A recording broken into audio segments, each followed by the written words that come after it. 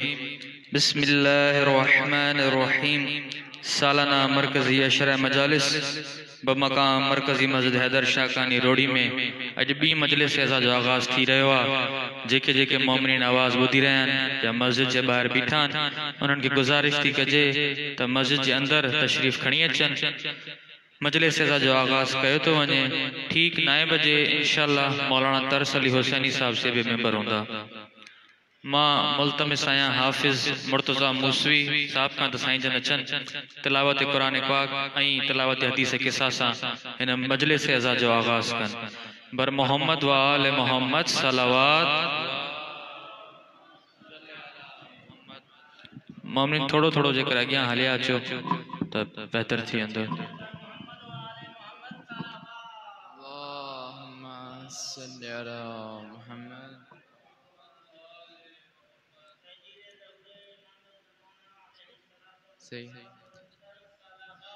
اللہم صلی علی محمد وآل محمد اعوذ باللہ من الشیطان الرجیم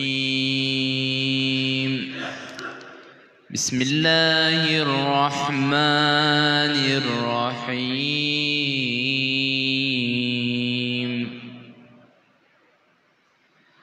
والشمس وضحاها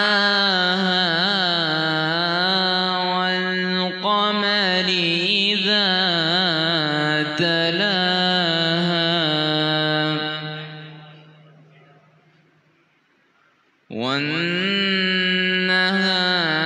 والنهار إذا جلاها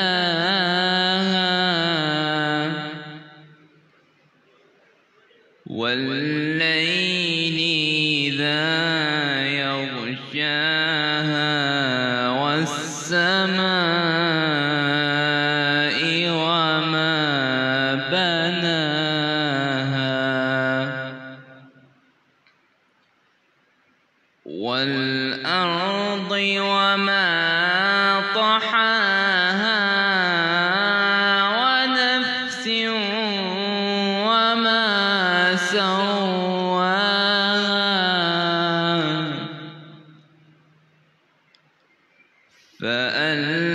فألهمها فجورها وتقواها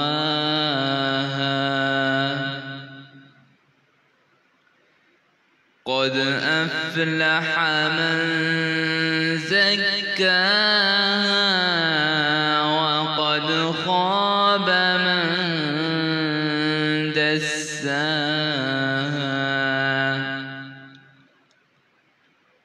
كذبت ثمود بطغواها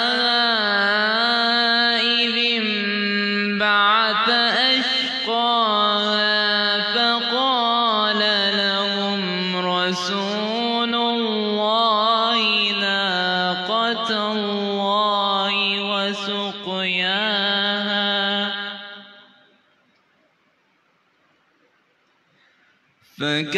فكذبوه فعقروها فدمدم عليهم ربهم بذنبهم فسواها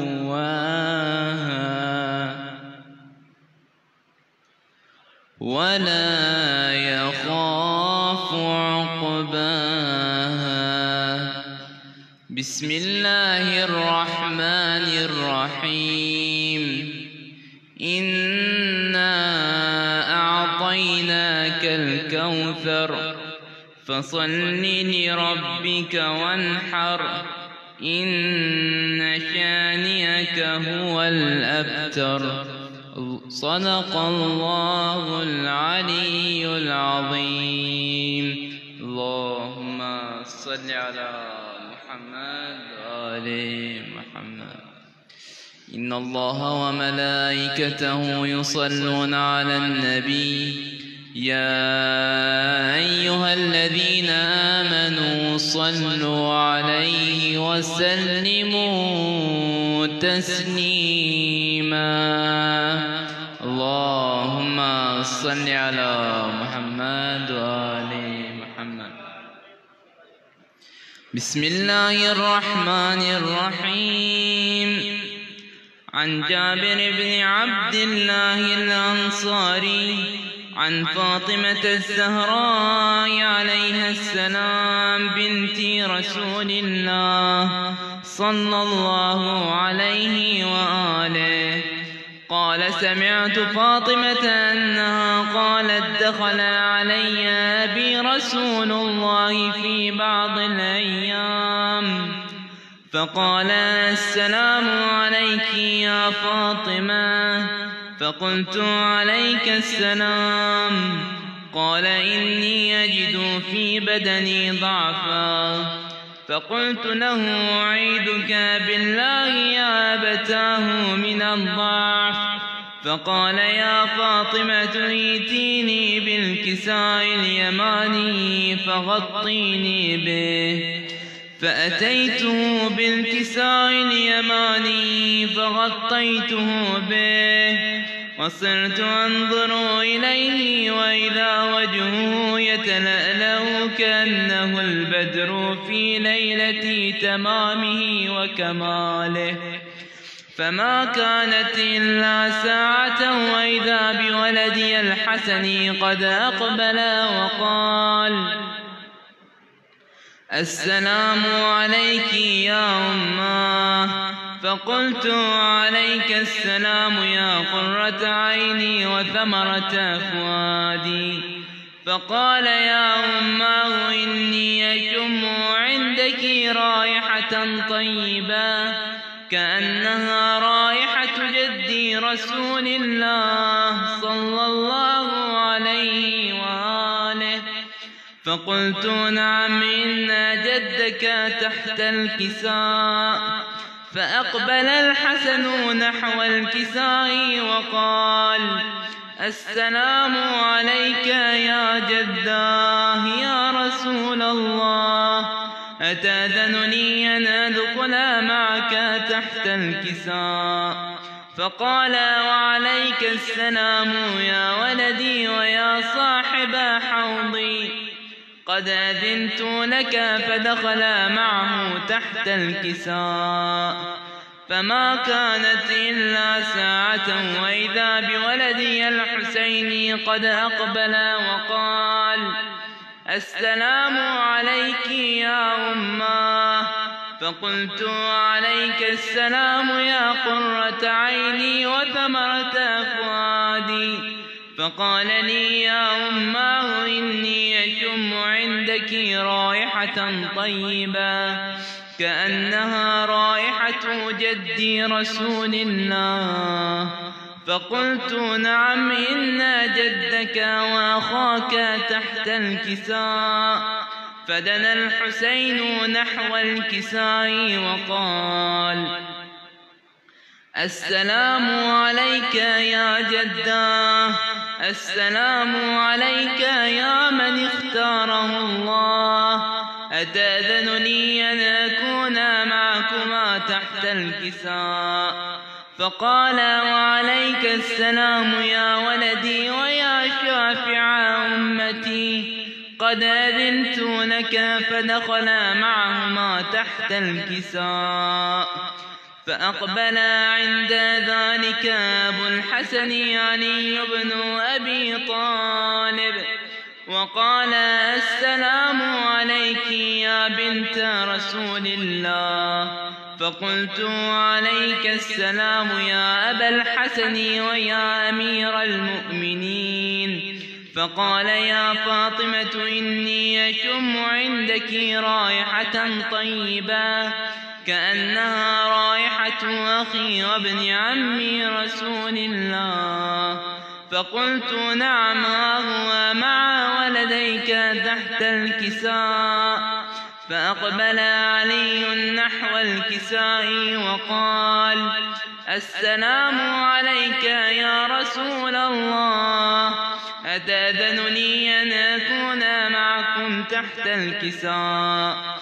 قال: وعليك السلام يا أخي ووصي وخليفتي وصاحب لوائي، قد أذنت لك. فدخل علي تحت الكساء.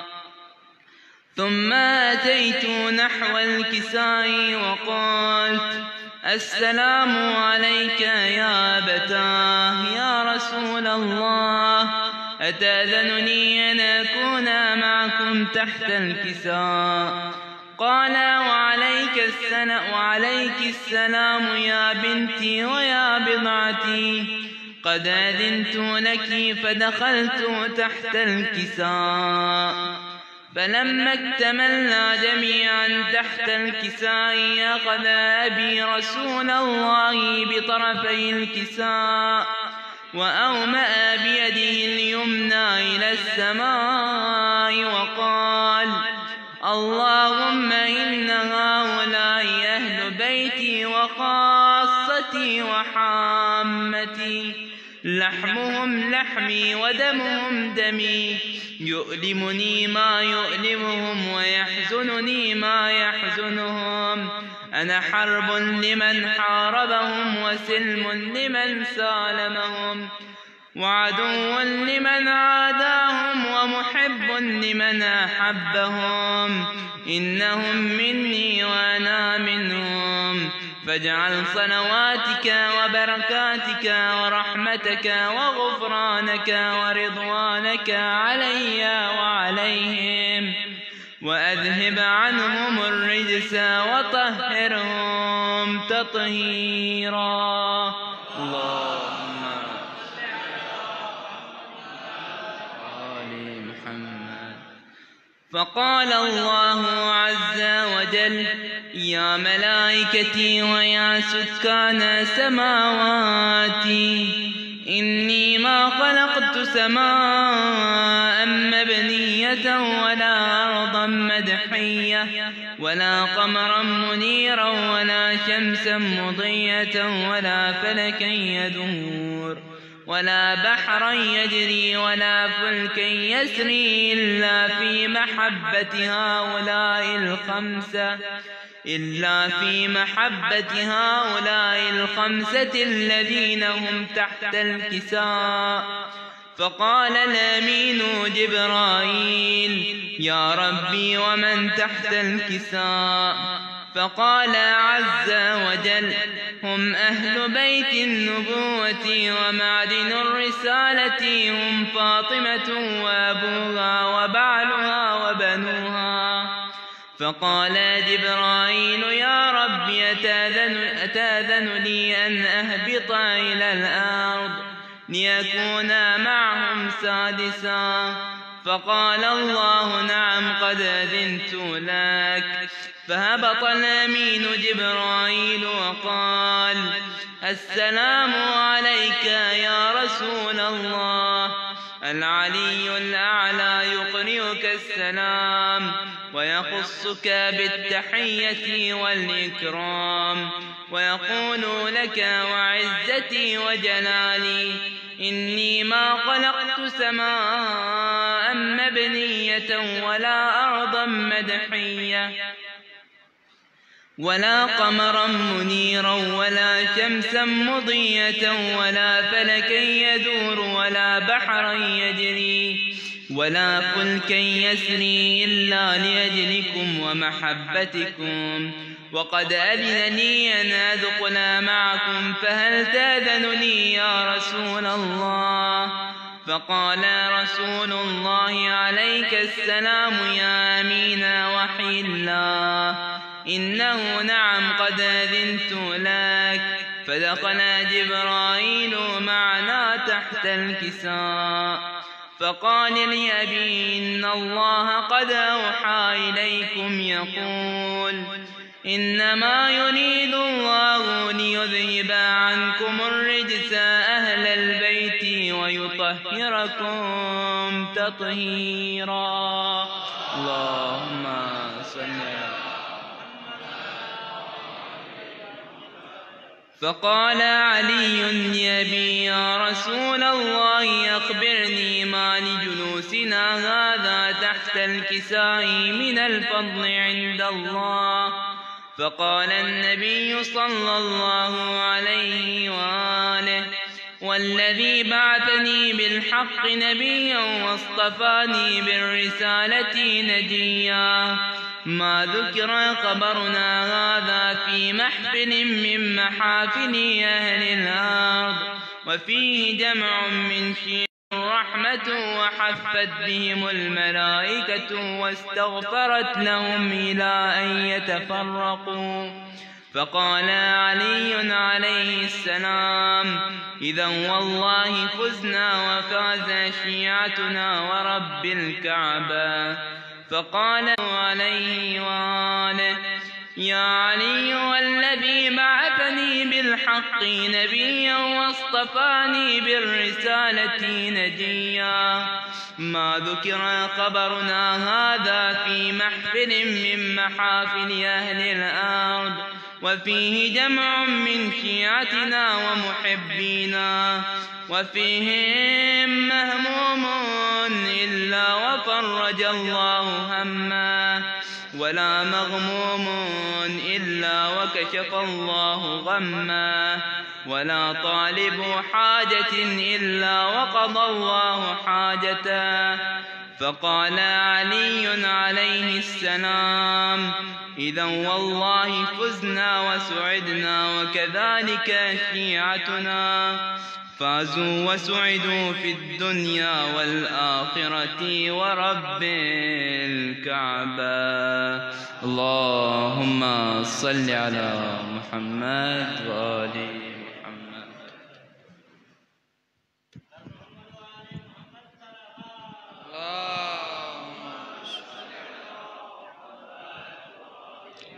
مومنین کرام بٹرے صرف اعلان سماعت فرمائندہ جلدی جلدی میں ایک کفش داری جو اہتمام باہر تھے اللہ جی کے دوست چندہ تھا وہ پانچو جوتا چمپل وغیرہ رکھ رائے کرے ٹوکن وٹھا نہیں پہ واپسی میں ٹوکن دئی کرے پانچو چپلیں جوتا وٹھی سکن تھا. لیڈیز جو اہتمام میدان کربلا تے محمد علی منگی جے پلاٹ تے کہے ہوئے ہوا جاتے پروجیکٹر جو بھی اہتمام اگر لیڈیز وغیرہ جن جے گھرن میں اچن تو وہ برائے مہربانی تے جگہ موجودہ.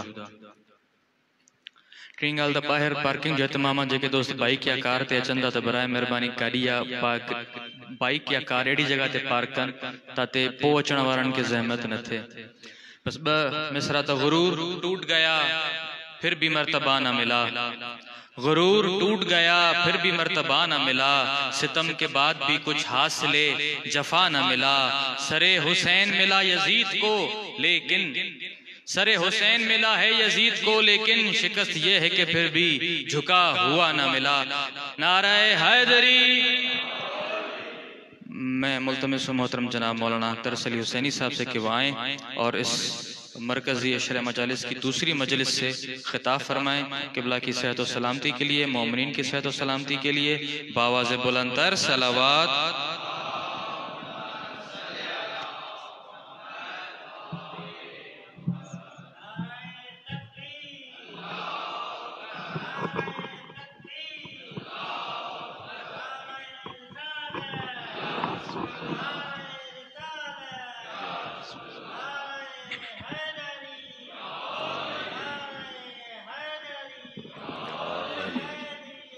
زندہ زندہ مردہ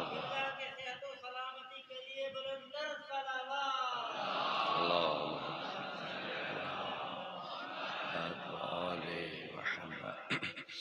اعوذ باللہ من الشیطان اللعین الرجیم بسم اللہ الرحمن الرحیم الحمد للہ الذی یؤمن الخائفین وینجی الصالحین ويرفع المستضعفين ويضع المستكبرين ويهلك ملوكا ويستخلف آخرين والصلاة والسلام على أشرف الأنبياء والمرسلين أبي القاسم محمد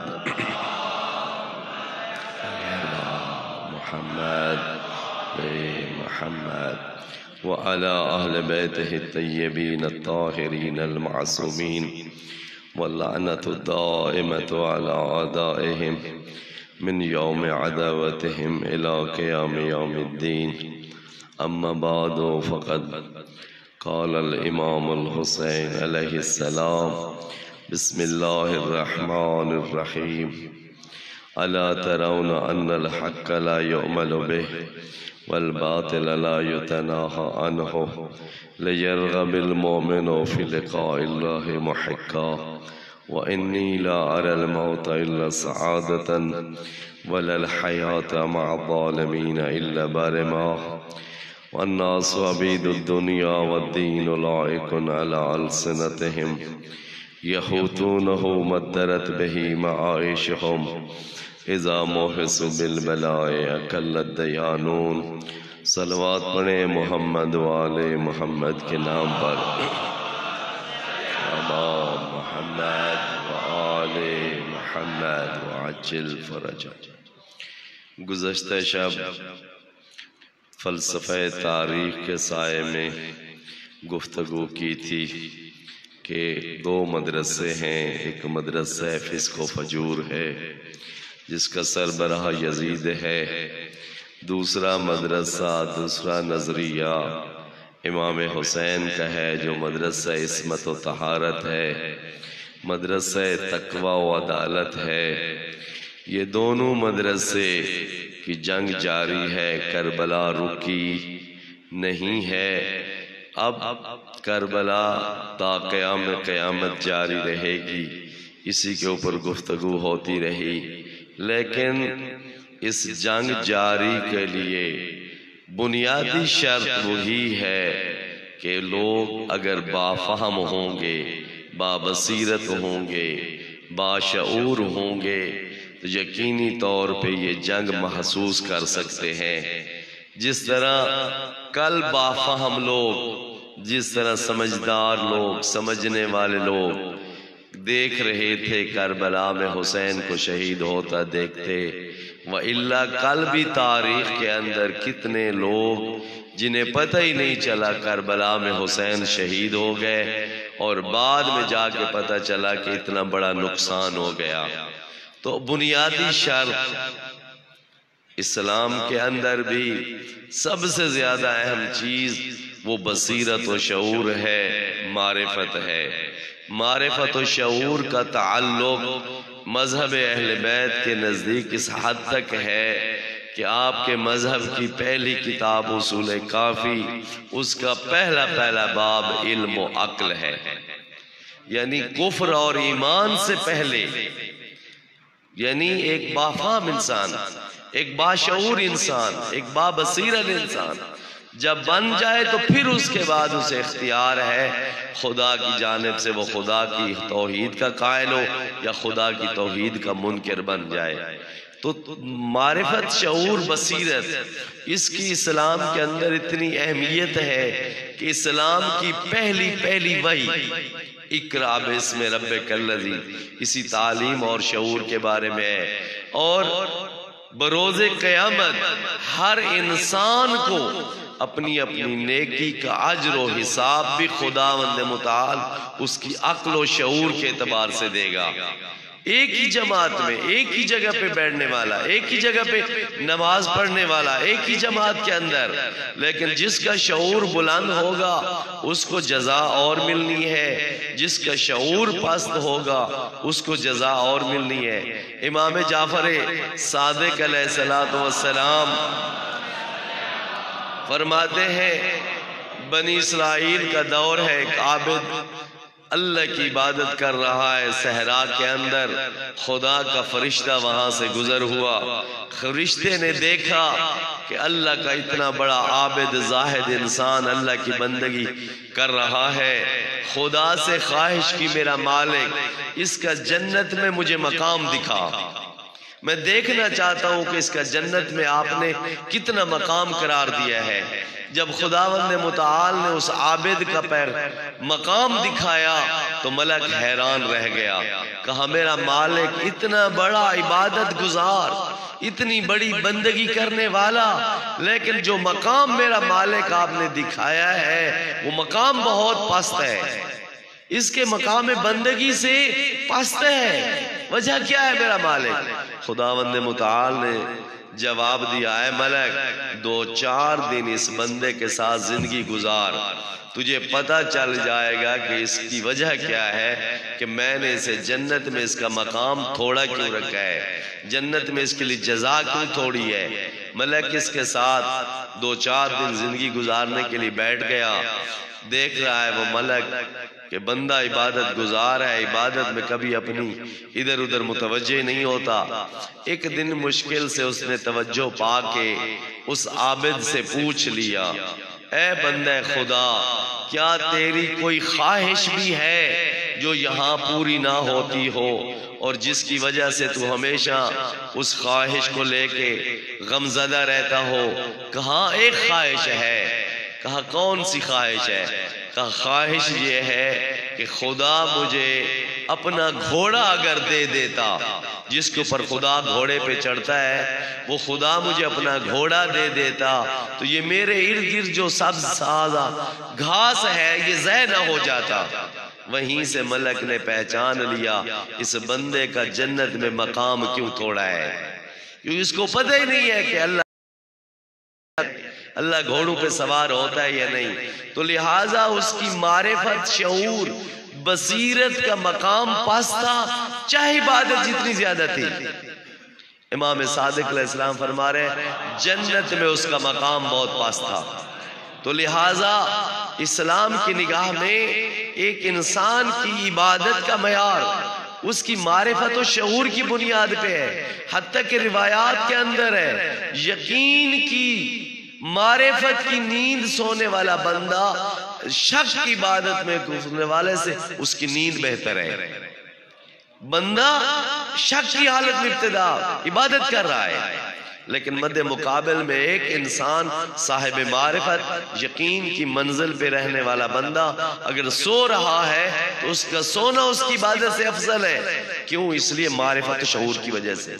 اسلام کی نگاہ میں جنت میں بھی مقام و مرتبہ ہوگا تو اسی معرفت کی بنیاد پہ ہوگا۔ ایک ہی نیکی بجا لانے والے بندے کا مرتبہ اس کا مقام اور ہے، جس کا مقام معرفت بلند ہے، جس کا مقام معرفت پست ہے اسی کو نیکی کا جزا اس کو کم ملے گی۔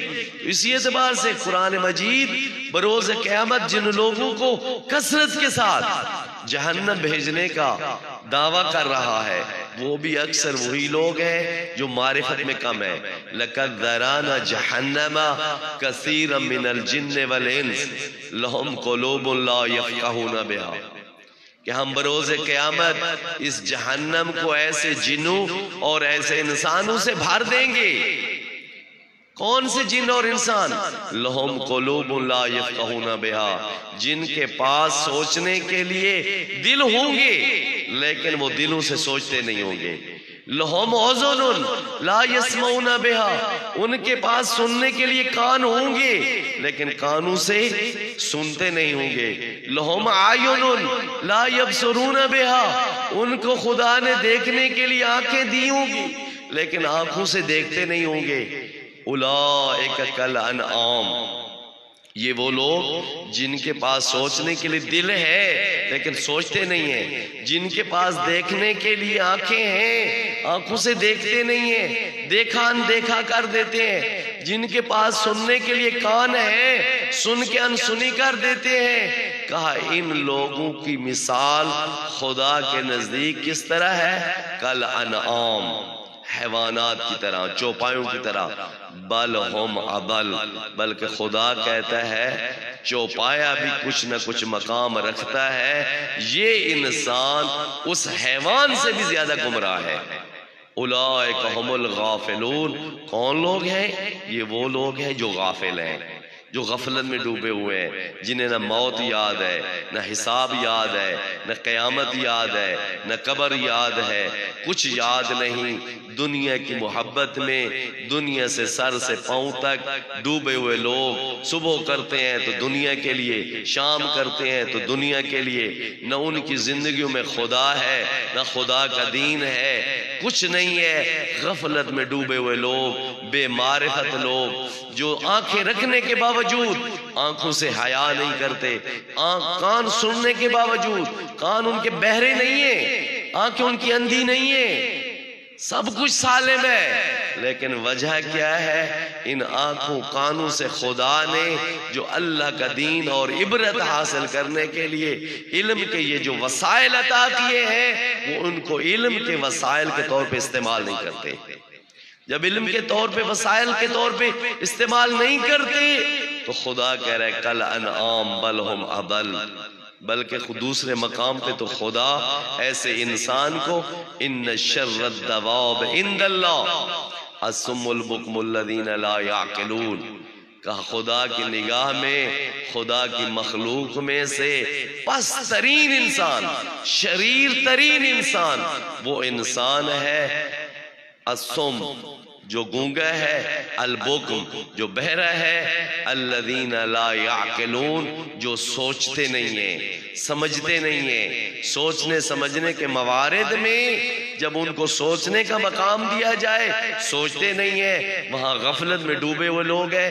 یہاں انسان کو خدا انسان کہہ کے خطاب نہیں کرتا، بلکہ فرما رہا ہے ان شر الدواب، دواب دابت ان کی جمع ہے، دابا کہتے ہیں چوپائے کو، یعنی میری مخلوق میں سے یہ بدترین چوپایا وہ انسان ہے الصم جو گونگا بن جاتا ہے، البکم جو بہرا بن جاتا ہے۔ آیا میرا مالک یہ واقعاً گونگا ہے، واقعاً بہرا ہے؟ نہیں، گونگا نہیں ہے، بہرا نہیں ہے، ساری کام زبان سے لیتا ہے، لیکن جب اللہ اور اللہ کے دین کے دفاع کا وقت آتا ہے یہاں گونگا بن جاتا ہے، یہاں یہ نہیں بولتا۔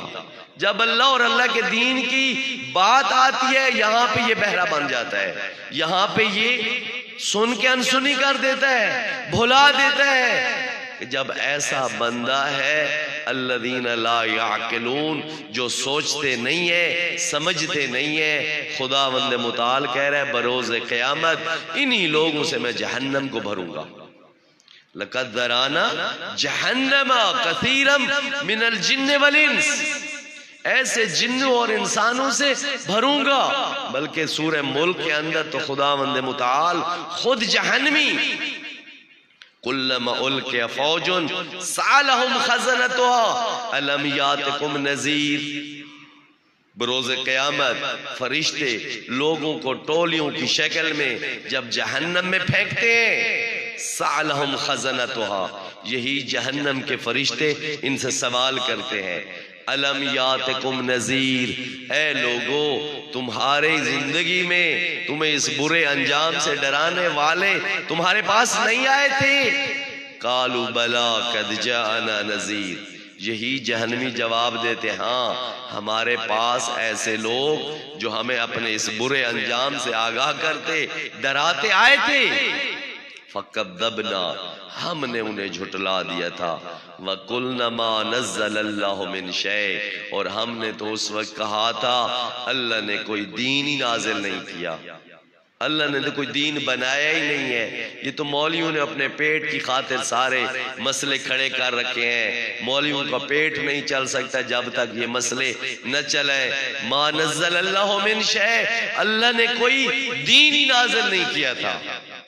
اس وقت ہم یہ کہتے ما ان انتم الا فی ضلال کبیر، فرشتے ان کو جواب دیتے ہیں اے لوگو اگر تم زندگی میں یہ سمجھتے تھے کہ اللہ نے کوئی دین نہیں بنایا تھا تم تو بہت کھلم کھلا گمراہی میں تھے۔ قالوا لو كنا نسمع او نعقل ما كنا في اصحاب السعیر، یہی جواب دیتے ہیں جہنمی اے کاش کل ہم ان کی باتیں سنتے یا سمجھتے ما كنا في اصحاب السعیر تو آج ہم جہنمی نہ ہوتے۔ اگر ہم جہنم جا رہے ہیں جہنم جانے کا سبب صرف اور صرف یہ ہے کہ کل جس نے ہمیں اپنے قیامت والے دن کے اس برے انجام سے آگاہ کیا، جس نے بھی ڈرایا، ہم نے اس کی بات سنی تو سن کے انسنی کر دی، بھلا دی، اس کو نہیں سنا اور سوچا نہیں۔ قالوا لو كنا نسمع او نعقل، اگر ہم ان کی بات سنتے اور سمجھتے ما كنا فی اصحاب السعیر تو آج ہم جہنمی نہ ہوتے۔ جہنم کیوں جا رہے ہیں؟ جہنم جانے کا سبب یہ ہے کہ کل ہم غفلت میں ڈوبے ہوئے لوگ تھے، ہمیں نہ موت یاد تھی، نہ قبر یاد تھی، نہ حساب یاد تھا۔ امیر المومنین علیہ السلام صلوات پڑھیں محمد۔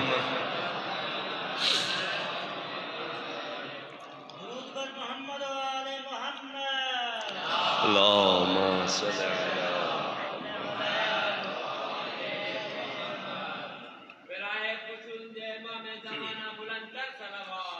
اللہم صلی علی محمد و آل محمد۔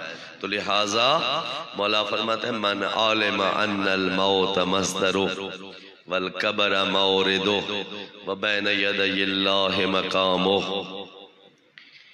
وجوارہ شہیدۃ علیہ دامت حسرت و طالت عبرت و دامت فکرت۔ مولا فرماتے ہیں جس بندے کو 4 باتوں کا یقین ہے وہ بندہ غافل نہیں رہ سکتا۔ من علم ان الموت مصدرہ، جس بندے کو یقین ہے میں جتنی زندگی گزاروں، جتنا جیوں، بالآخر میرا انجام موت ہے۔ جتنی زندگی گزارو گے، اصول کافی کے اندر امام جعفر صادق علیہ السلام فرماتے ہیں سب سے زیادہ زندگی جو اللہ کے نبی نے جی ہے وہ حضرت نوح علیہ السلام ہے۔ 2300 سال حضرت نوح علیہ السلام نے زندگی گزاری، 850 سال حضرت نوح کی زندگی ہے نبوت کی ظاہری تبلیغ سے پہلے، 950 سال حضرت نوح علیہ السلام نے تبلیغ کی ہے۔ پھر اس کے بعد طوفان نوح آیا، طوفان نوح کے بعد حضرت نوح علیہ السلام 500 سال زندہ رہے، تو یہ کل 850 سال، 950 سال تبلیغ، پھر طوفان نوح کے بعد 500 سال زندگی، یہ کل 2300 سال زندگی حضرت نوح کی بنتی ہے۔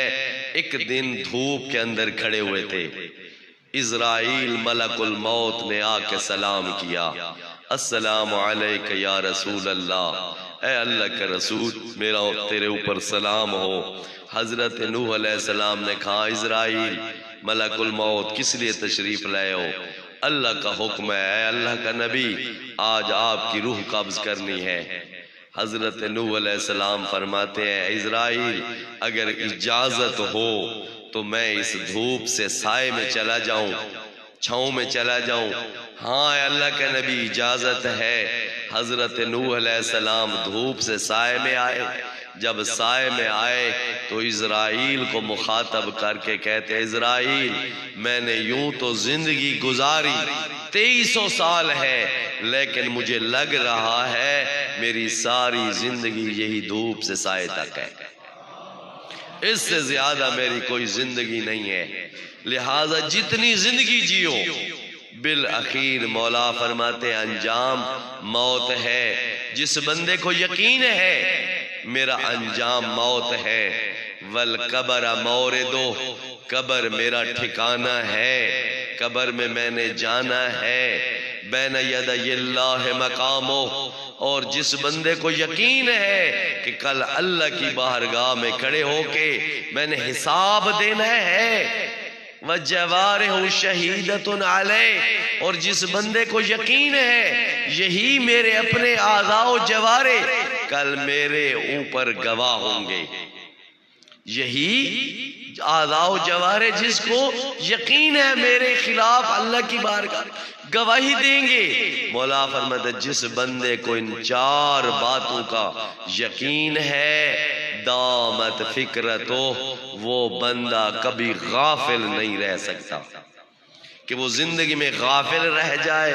جس بندے کو یقین ہے انجام موت ہے، قبر ٹھکانہ ہے، اللہ کی بارگاہ میں حساب دینا ہے، اور میرے اپنے اعضاء و جوارے بروز قیامت ایک انسان کے اوپر 7 گواہ ہیں جو ایک انسان کے اوپر بروز قیامت گواہی دیں گے۔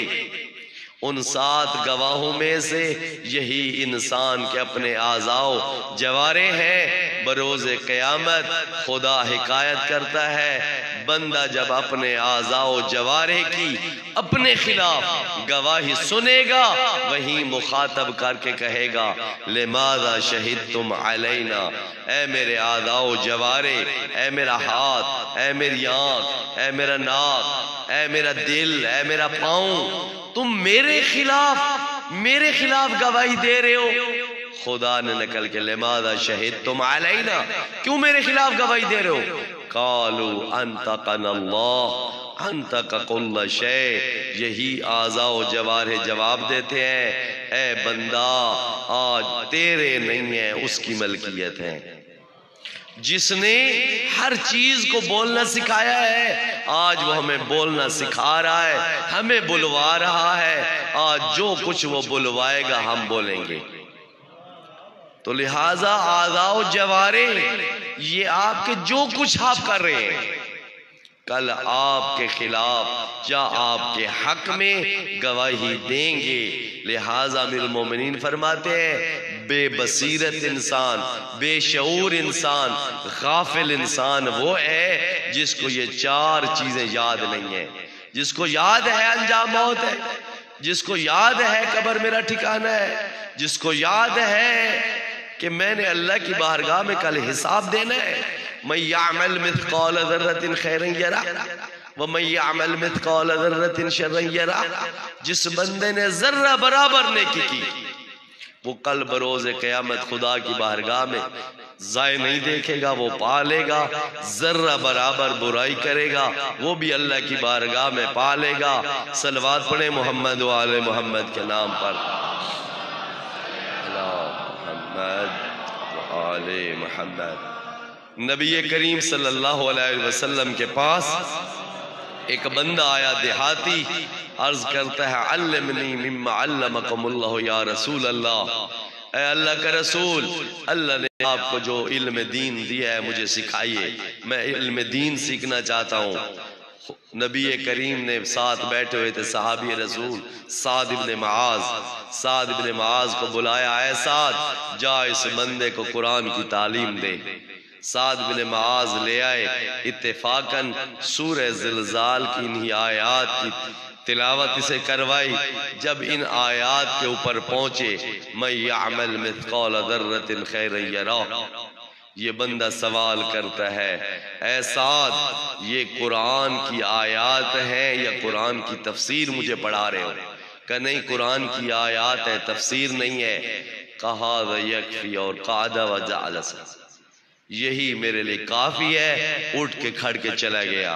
سعد ابن معاذ آ کے نبی کریم کے پاس آئے، کہا یا رسول اللہ کیسا بندہ بھیجا تھا، اس کو قرآن پڑھانا ہے، وہ تو سورہ زلزال کی چند آیات پڑھ کے واپس چلا گیا ہے۔ نبی کریم ماجرا پوچھتے ہیں، کہا جب ان آیات کے اوپر میں پہنچا اس نے یہ سوال کیا، میں نے یہ جواب دیا۔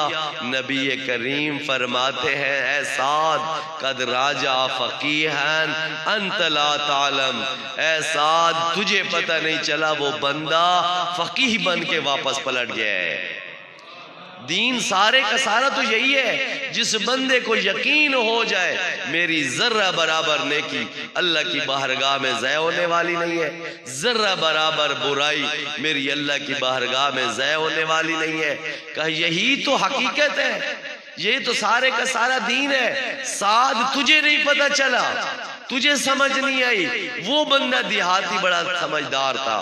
تو لہٰذا اہم چیز جو میرا موضوع ہے آج وہ بصیرت و شعور ہے۔ بصیرت و شعور والا انسان جان سکتا ہے کہ کربلا کی جنگ جاری ہے یا نہ، جس کو احساس ہے، جس کو معانی اسلام، اس اسلام کے اوپر غیرت آتی ہے، تڑپ ہے، جس کو خدا کی نافرمانی دیکھتے ہوئے غصہ آ جاتا ہے، اس بندے کے اندر یہ شعور و بصیرت ہے کہ وہ اس میدان کربلا کا جو اس دور کی کربلا ہے وہ اس میں حاضر ہے۔ جو غافل ہے، جس کی زندگی میں نہ اللہ کا دین ہے، نہ اللہ کی باتیں ہیں، نہ اللہ کے دین کے دفاع کا کوئی خیال ہے، نہیں وہ کل 61 ہجری میں بھی غافل تھا، اس کو پتہ ہی نہیں چلا حسین شہید ہو گیا۔ آج بھی اس کی زندگی کے معیارات، اس کی زندگی کا لائف سٹائل جو غفلت پہ مشتمل ہے، یہی بتا رہا ہے یہ کل کے غافلوں کی طرح ہے۔ لہٰذا اگر اس کربلا کی جنگ میں آل محمد کے، محمد و آل محمد کے آپ ناصر و مددگار بننا چاہتے ہیں، بروز قیامت حسین کے لشکر میں شامل ہونا چاہتے ہیں، حسین کے ساتھ حشر و نشر اپنا قائم کرنا چاہتے ہیں، تو پہلی شرط ہے بصیرت، پہلی شرط ہے شعور۔ آپ کا شعور و بصیرت اس مقام پہ ہو کہ جس مقام پہ آپ کے نزدیک یہ غیبت امام غیبت نہ رہ جائے۔ امام زین العابدین علیہ السلام فرما رہے ہیں ان من اہل الزمان لکل اہل زمان افضل هذا رجل الذین ينتظرون لقائمنا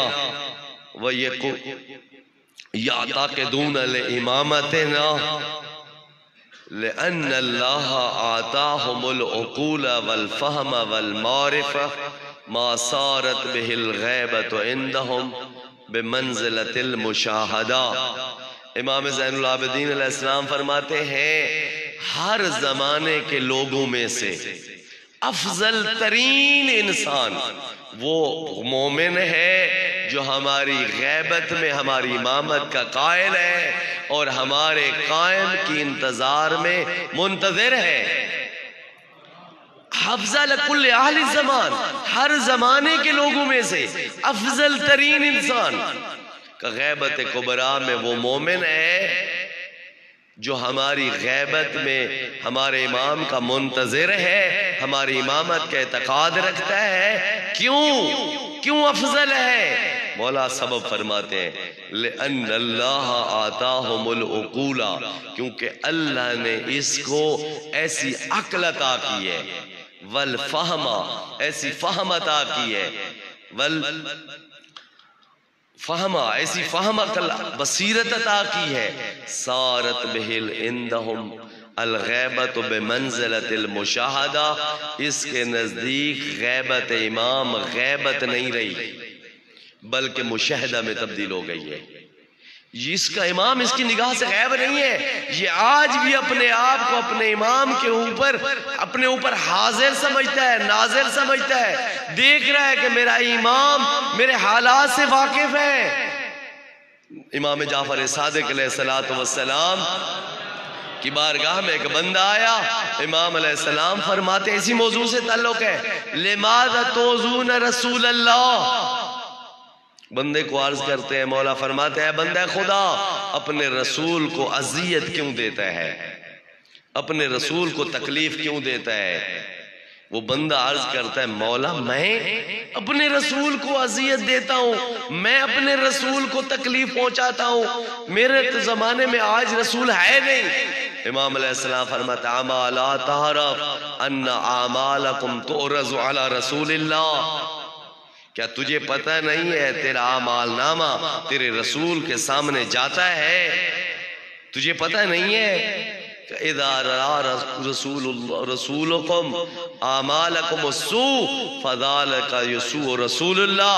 امام فرماتے ہیں جب تمہارا رسول تمہارے اعمال نامے میں تمہاری بدیاں اور برائیاں دیکھتا ہے، تمہارے امام کو، تمہارے رسول کو یہ بات دکھ پہنچاتی ہے، اذیت پہنچاتی ہے، تو یہی ہے ناظر امام، جس کو احساس ہے کہ میرے اعمال سے میرے امام کا دل ٹھنڈا ہے یا نہ، میں اپنے اعمال سے اپنے امام کو راضی کر رہا ہوں یا ناراض کر رہا ہوں۔ جس بندے کے اندر یہ احساس ہے وہ بندہ اپنے حالات پہ اپنے امام کو ناظر سمجھتے ہوئے، اپنے رسول کو ناظر سمجھتے ہوئے، قرآن کہہ رہے ہیں اعملوا سیر اللہ اعمالکم ورسولہ والمومنون، کہا عمل کرو، تمہارا عمل تمہارا خدا بھی دیکھتا ہے، تمہارا رسول بھی دیکھتا ہے، مومنین ائمہ تحرین بھی دیکھتے ہیں۔ تو لہٰذا جس بندے کو احساس ہے کہ میرے اعمال سے میرے وقت کا امام میرا رسول خوش ہے یا ناراض ہے، میرے اعمال سے اس کو خوشی پہنچ رہی ہے یا ناراضگی پہنچ رہی ہے۔ جو اس احساس کے ساتھ زندگی گزار رہا ہے وہ بندہ اس کے نزدیک غیبت امام غیبت نہیں ہے بلکہ مشاہدہ میں ہے۔ صلوات پڑھیں محمد و آل محمد کے نام۔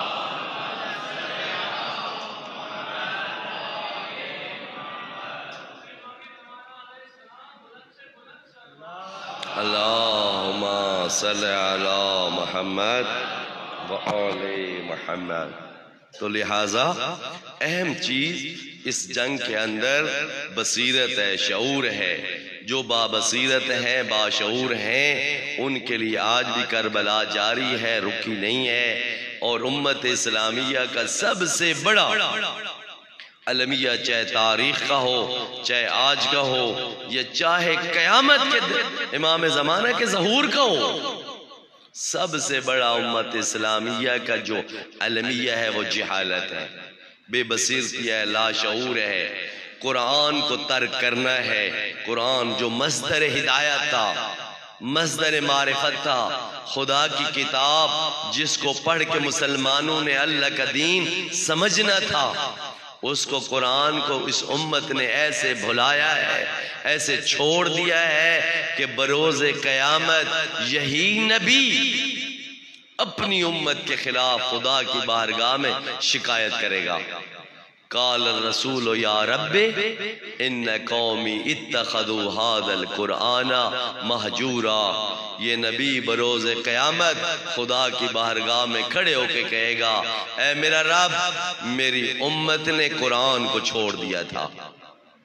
یا رب ان قومی اتخذوا هذا القرآن مہجورا۔ قرآن کو انہوں نے ترک کر دیا تھا، قرآن کو چھوڑ دیا تھا۔ آج قرآن کے ہمارے معاشرے کے اندر تمام مسلمانوں کے نزدیک اس کی صورتحال واضح ہے۔ ہم مسلمان فرقوں کے اعتبار سے تو تقسیم ہو چکے ہیں، کوئی صحابہ کا دلدار ہے، کوئی رسول کا دلدار ہے، کوئی اہل بیت کا دلدار ہے۔ میں تینوں گروہوں سے پوچھتا ہوں، تم صحابہ کی قدر کرنے والے ہو، تم اہل بیت کی قدر کرنے والے ہو، تم رسول کی قدر کرنے والے ہو، لیکن بتاؤ یہ تینوں گروہ تمہارے ترک قرآن پہ تم پہ راضی ہیں یا خوش ہیں یا ناراض ہیں؟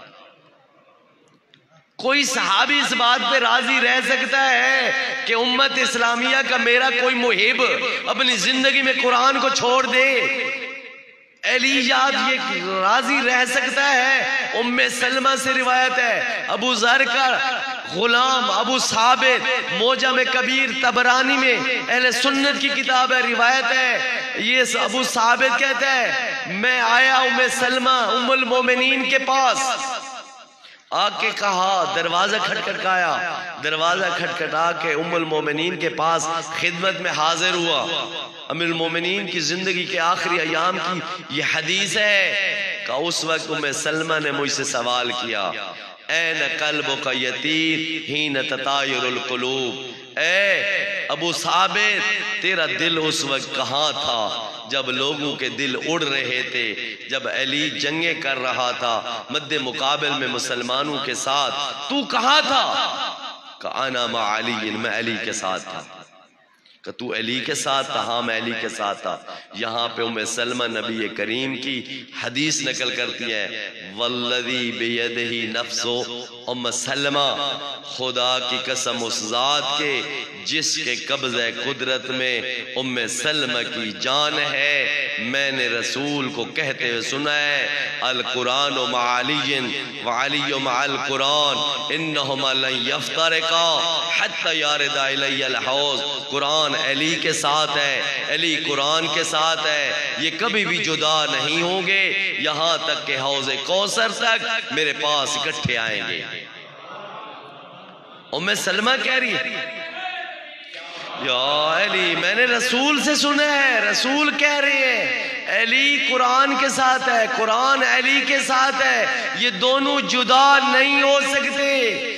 میں آپ اپنے فرقے والے لوگوں سے، اہل بیت کے محبوں سے، شیعوں سے سوال کرتا ہوں، علی کا تو تم دم بھرتے ہو کہ علی ہمارے پاس ہے، قرآن تمہارے پاس ہے؟ اگر قرآن تمہارے پاس نہیں ہے تو یہ کون سا علی ہے جو قرآن سے جدا کر کے تم نے اپنے پاس رکھا ہوا ہے؟ کون سا علی ہے؟ وہی علی ہے جو رسول کہہ رہے ہیں انہما لن یفترقا، یہ ہرگز ہرگز جدا نہیں ہوں گے، یہاں تک کہ حتی یارد الی الحوض، میرے پاس حوض کوثر تک قیامت والے دن علی اور قرآن اکٹھے آئیں گے، کبھی جدا نہیں ہوں گے۔ ہم نے اگر قرآن سے علی کو جدا کر دیا ہے تو سمجھ لینا چاہیے وہ علی جو واقعی علی ہے وہ نہیں ہے ہمارے پاس۔ اگر واقعی علی ہمارے پاس ہوتا تو قرآن بھی ساتھ ہوتا، کبھی قرآن و علی جدا نہ ہوتے۔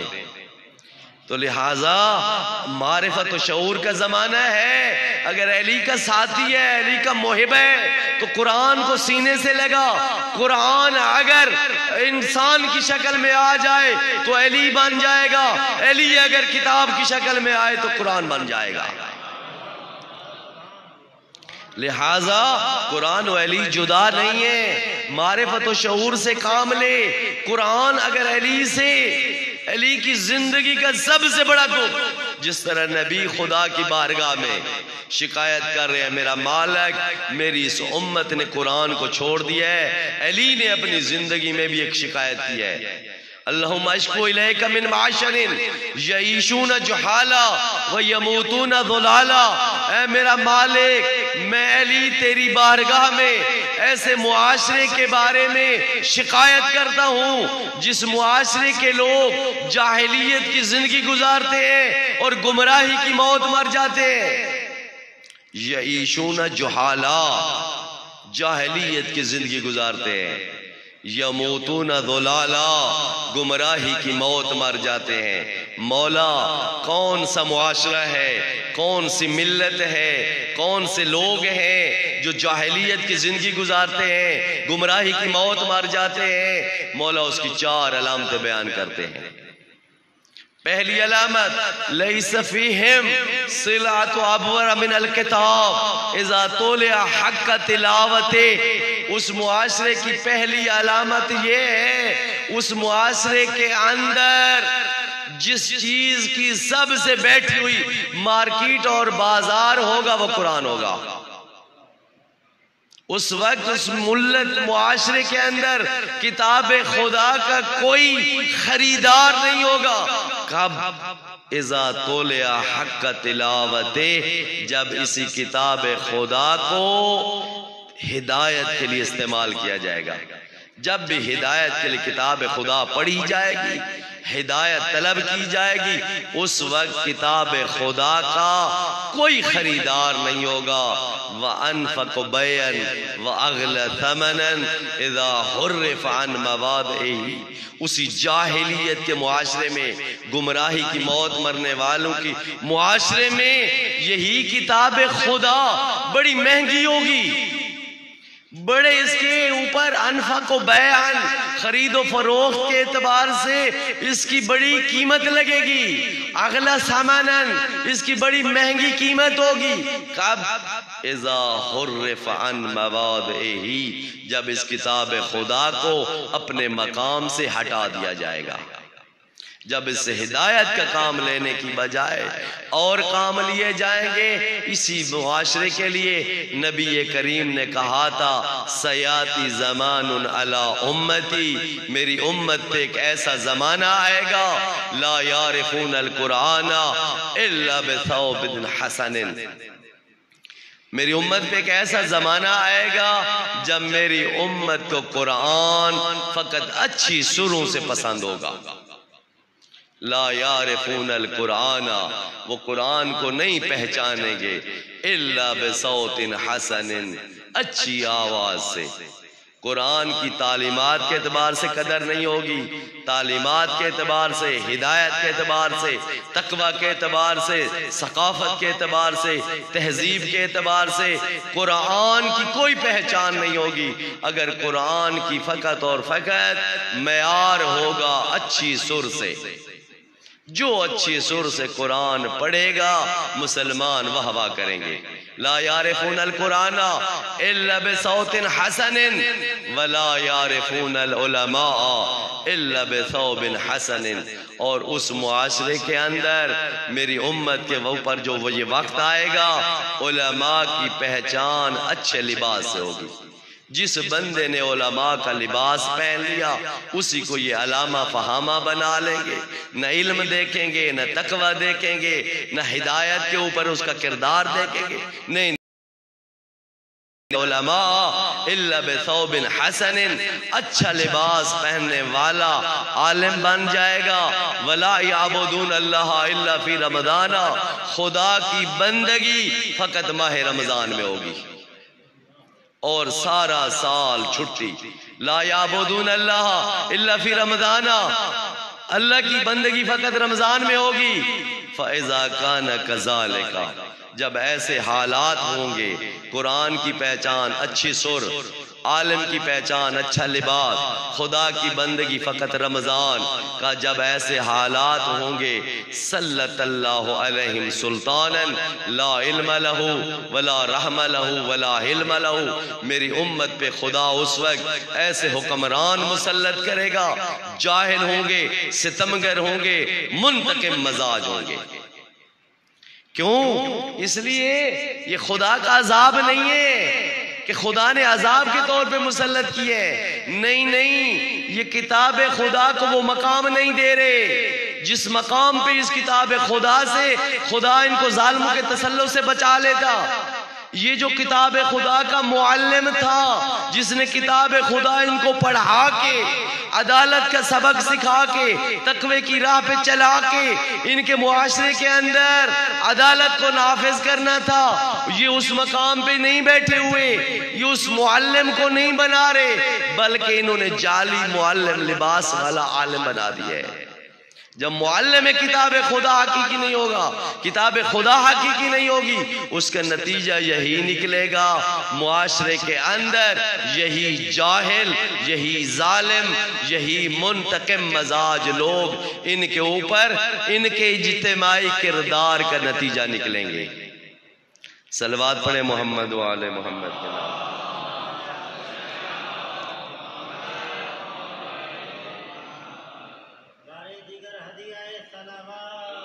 اللہم صلی علی محمد و آل محمد. کیوں؟ اس لیے کہ لوگوں کے اعمال اجتماعی کا اثر ہوتا ہے. تاریخ یہی بتاتی ہے.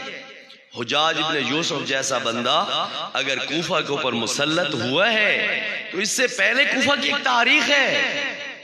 بنی حمدان کا قبیلہ ہے، کوفہ کے اندر اکثریت شیعہ ہیں.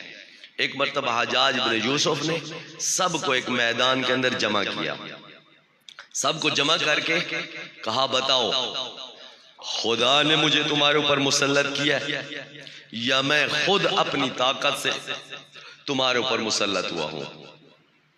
اب لوگ بیٹھے ہوئے ہیں سوچ رہے ہیں کہ اگر کہتے ہیں کہ خدا نے تمہیں مسلط کیا ہے تو خدا کسی ظالم کو مسلط کرتا نہیں ہے. اگر کہتے ہیں کہ تو خود مسلط ہوا ہے تو اس سے حجاج ناراض ہو جائے گا اور کوئی ظلم کرے گا. سارے خاموش کھڑے ہوئے ہیں، کوئی جواب نہیں دے رہا. سائیڈ پہ کھڑا ہوتا گڈریا، اس کو کسی بندے نے دھکا دیا تو وہ حجاج کے سامنے چلا گیا. حجاج نے کہا تو بتا. یہ سارے نہیں بتائیں گے، تو بتا کیا ہے؟ خدا نے مجھے تمہارے اوپر مسلط کیا ہے یا میں خود اپنی طاقت سے مسلط ہوا ہوں؟ کیا ہے؟ گڈریا کہتا ہے سچ نکل گیا اس کے منہ سے، نہ خدا نے تمہیں ہمیں اوپر مسلط کیا ہے نہ تو خود مسلط ہوا ہے، بلکہ تو ہمارے اعمال کا نتیجہ ہے. اگر ہم علی کے ساتھ وفا کرتے، حسن کے ساتھ وفا کرتے، حسین کے ساتھ وفا کرتے تو مسلط نہ ہوتا. تو ہمارے اعمال کا نتیجہ ہے. یہ آج جو حکمران اور جو ہمارے اوپر حالات پیش ہیں یہ ہمارے اپنے اعمال کا نتیجہ ہے. ہم نے یہ اعمال جو سوچ بصیرت اور جس حد تک اسلام کو اپنایا ہوا ہے، اس اسلام کے اپنانے کا یہی نتیجہ نکلنا ہے کہ جب میدان آپ کا اسلام کی تعلیمات سے خالی ہوگا، آپ کے اذہان اسلام کی تعلیمات سے خالی ہوں گے، آپ کی تہذیب اسلامی نہیں ہوگی، ثقافت اسلامی نہیں ہوگی، آپ کے گھروں میں اسلام نہیں ہوگا، آپ کے معاشرے میں اسلام نہیں ہوگا، تو پھر اس کا نتیجہ یہی نکلنا ہے۔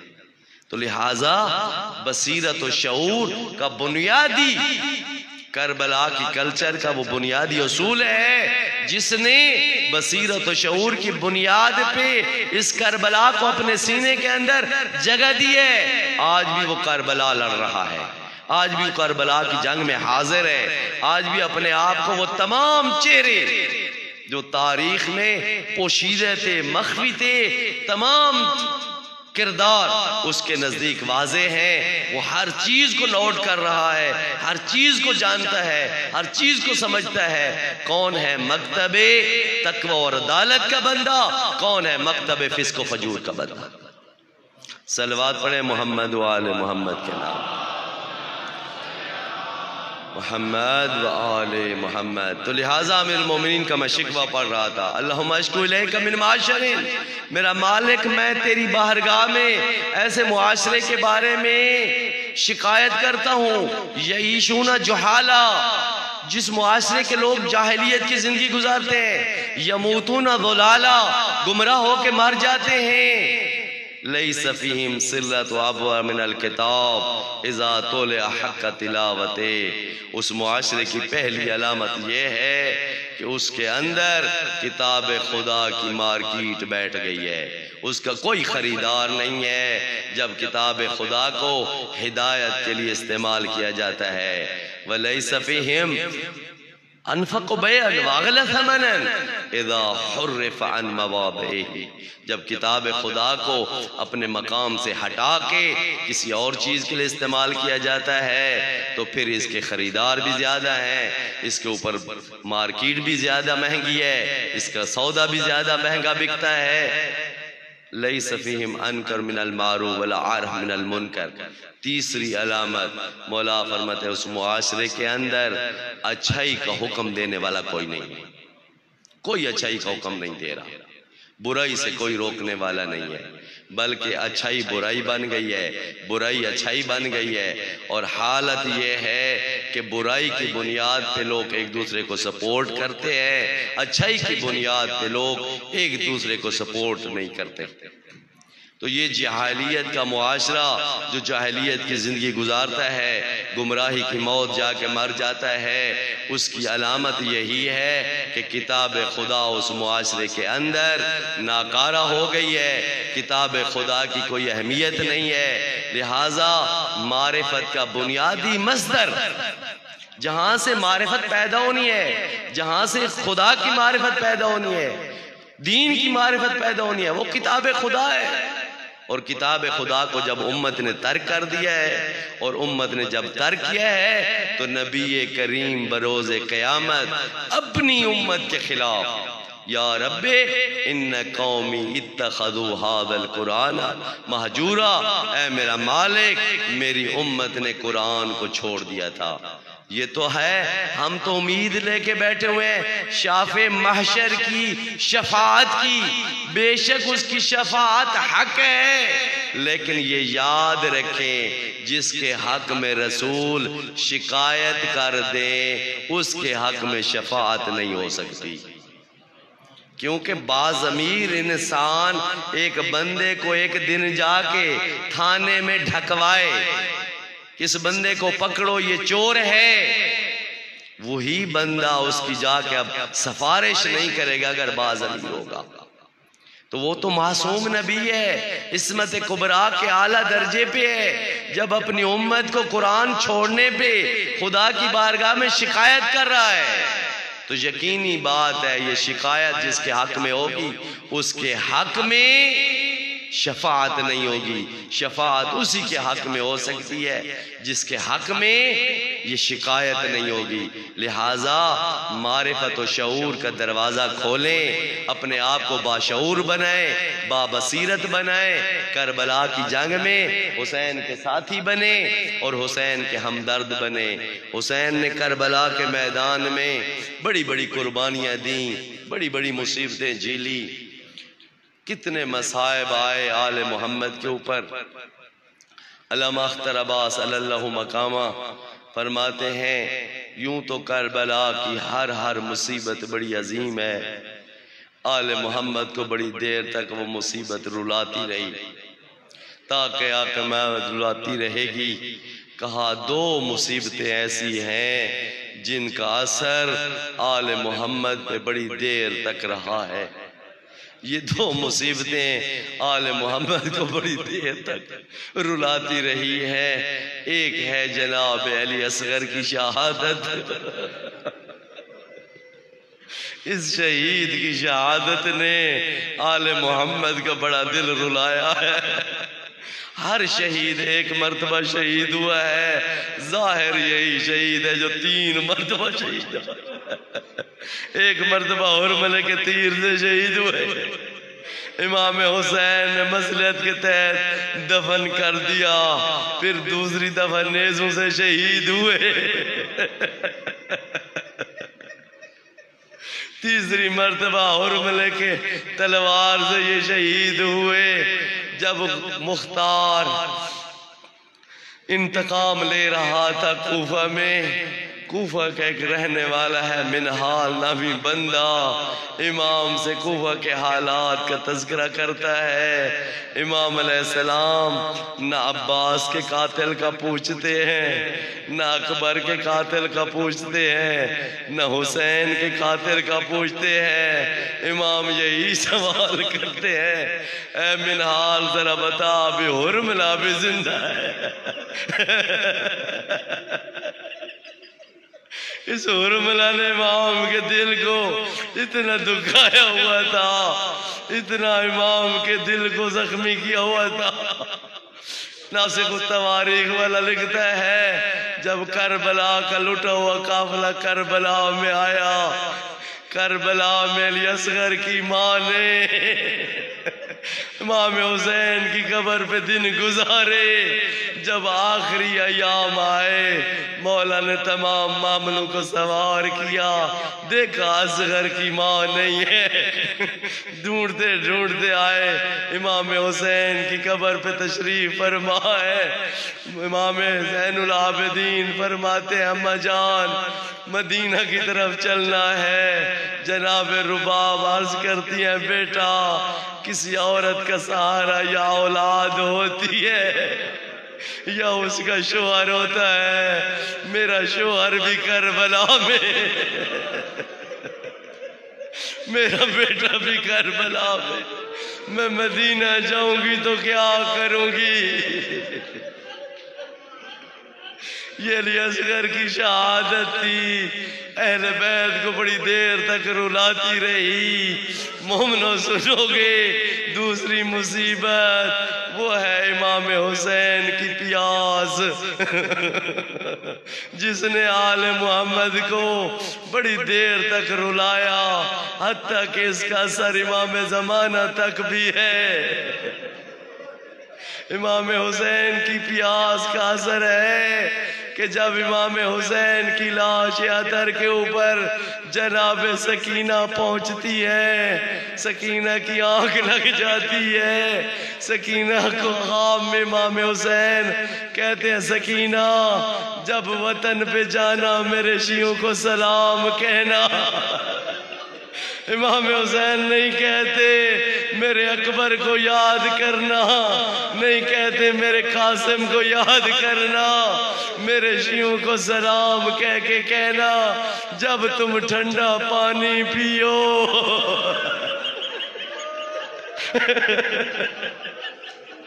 تو میری پیاس کو یاد کر کے رونا۔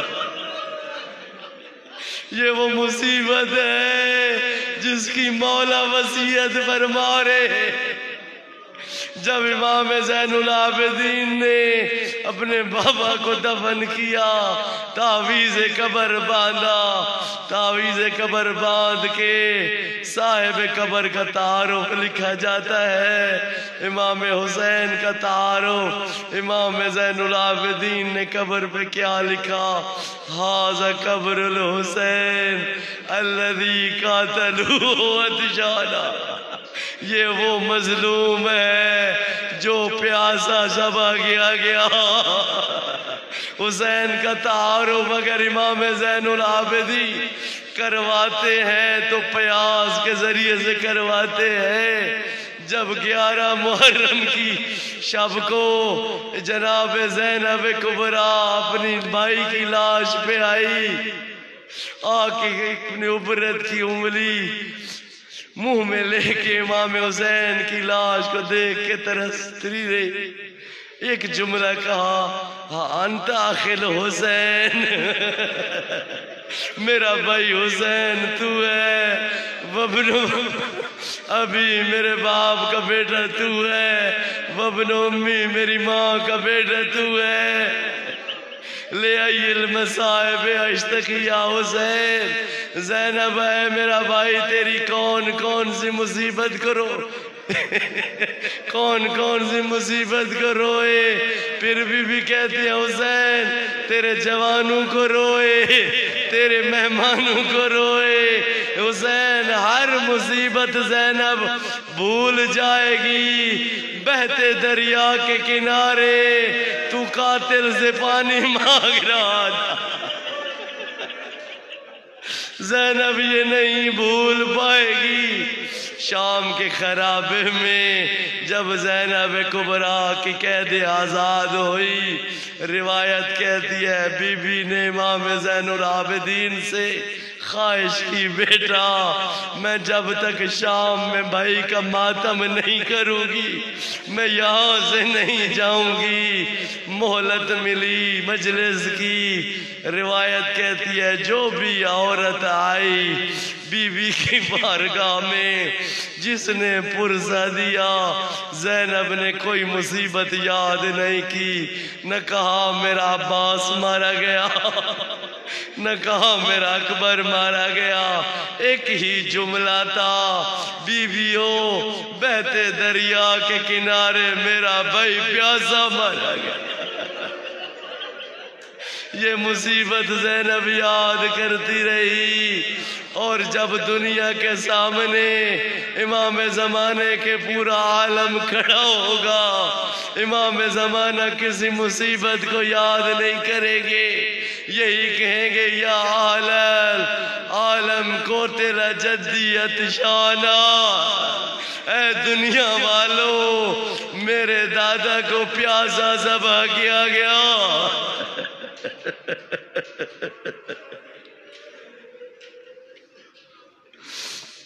وَسَيَعْلَمُ الَّذِينَ ظَلَمُوا أَيَّ مُنْقَلَبٍ يَنْقَلِبُونَ وَلَعْنَةُ اللَّهِ عَلَى الْقَوْمِ الظَّالِمِينَ۔ زحمت نہ سمجھے تو ایک مرتبہ سورہ فاتحہ کی تلاوت کر دیں۔ بسم اللہ الرحمن الرحیم، الحمدللہ رب العالمین، الرحمن الرحیم، مالک یوم الدین، ایاک نعبد و ایاک نستعین، اهدنا الصراط المستقيم صراط الذين أنعمت عليهم غير المغضوب عليهم ولا الضالين۔ اللهم اغفر للمؤمنين والمؤمنات والمسلمين والمسلمات، میرا مالک تمام حاضرین مرحومین بالاخص بانیان کے مرحومین کی قبروں کو انوار ولایت آل محمد سے منور فرما، حاضرین کی حوائج شریعہ پوری فرما۔ جی امن یجیب المضطر اذا دعاہ ویکشف السوء، امن یجیب المضطر اذا دعاہ ویکشف السوء، امن یجیب المضطر اذا دعاہ ویکشف السوء۔ یہ مومن بھائی ہیں، اللہ تعالیٰ ان کی بہن کو صحت کاملہ عاجلہ عطا فرمائے، اور مولانا صاحب کے بھائی کی خداوند متعال صحت کاملہ عاجلہ عطا فرمائے۔ میرا مالک جو مریض کربلا کے صدقے میں مریض ہے ان کو صحت کاملہ عاجلہ عطا فرما۔ جو مومنین پریشان حال ہیں بصدقہ مظلوم کربلا کے مصائب کے ان کی پریشان حالیاں دور فرما۔ میرا مالک جو مومنین ہیں تمام حاضرین مومنین کی جان مال عزت میں تو میرا مالک برکت عطا فرما۔ جہاں جہاں پہ مظلوم آل محمد کا ذکر ہو رہا ہے تو اس ذکر کی حفاظت فرما۔ عزاداران کی میرا مالک تو حفاظت فرما۔ اس ذکر کو دن دگنی رات چگنی ترقی عطا فرما۔ میرا مالک ہمارا حشر نشر بروز قیامت امام آل محمد کے زمرے میں فرما۔ ہمیں شفاعت محمد و آل محمد نصیب فرما۔ ہمارے وارث قائم امام زمانہ کے ظہور میں تاجیل فرما۔ ہماری دعائیں قبول بصدقہ علی و بطول و ابیہا۔ اللہم صلی علی محمد و آل محمد۔ ماتم حسین۔ انجمن عزاداران شہداء کربلا روڑی۔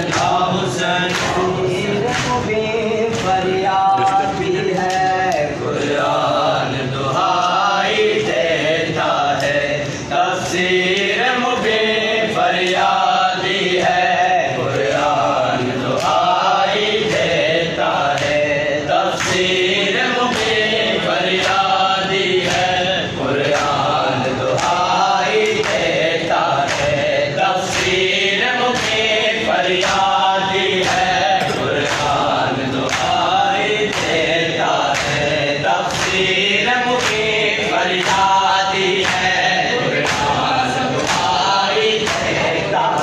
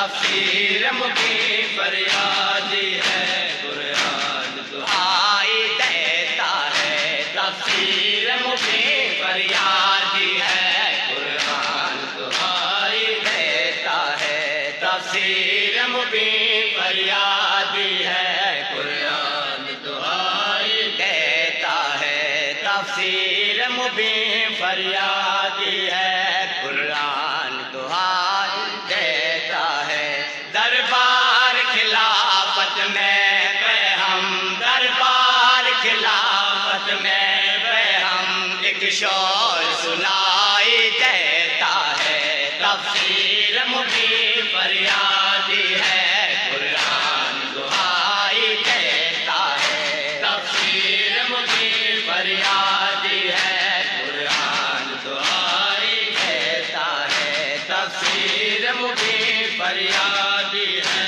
قرآن دہائی دیتا ہے تفسیر مبین فریادی ہے قرآن دہائی دیتا ہے جب خون کے آنسو عابد کی آنکھوں میں کہیں تھم جاتے ہیں جب خون کے آنسو عابد کی آنکھوں میں کہیں تھم جاتے ہیں بازار نظر میں پھیلتے ہیں بازار نظر میں پھیلتے ہیں زندان دکھائی دیتا ہے تفسیر مبین فریادی ہے قرآن دہائی دیتا ہے تفسیر مبین فریادی ہے قرآن دہائی دیتا ہے تفسیر مبین فریادی ہے قرآن دہائی دیتا ہے تفسیر مبین فریادی ہے قرآن دہائی دیتا ہے تفسیر مبین فریادی ہے قرآن دہائی دیتا ہے تفسیر مبین فریادی ہے قرآن دہائی دیتا ہے تفسیر مبین فریادی ہے قرآن دہائی دیتا ہے دربار خلافت میں ہم دربار خلافت میں ہم ایک شور سنائی دیتا ہے تفسیر مبین فریادی ہے قرآن دہائی دیتا ہے تفسیر مبین فریادی ہے قرآن دہائی دیتا ہے تفسیر مبین فریادی ہے قرآن دہائی دیتا ہے تفسیر مبین فریادی ہے قرآن دہائی دیتا ہے تفسیر مبین فریادی ہے قرآن دہائی دیتا ہے قاسم کے سجیلے ہاتھ گوارش بن مظاہر کے شاہد قاسم کے سجیلے ہاتھ گوارش بن مظاہر کے شاہد نکلے جب خون شہادت کا نکلے جب خون شہادت کا تو رنگ ہلائی دیتا ہے تفسیر